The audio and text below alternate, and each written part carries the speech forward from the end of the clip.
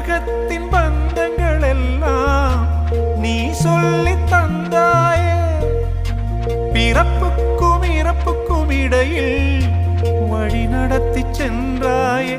உனக்கே ஓர் தொட்டில் கட்டி நானே தாயாய் மாறிட வேண்டும். ஆராரிராரோ நான் இங்கே பாட, தாயே நீ கண்ணுறங்கு என்னோட மடி சாய்ந்து.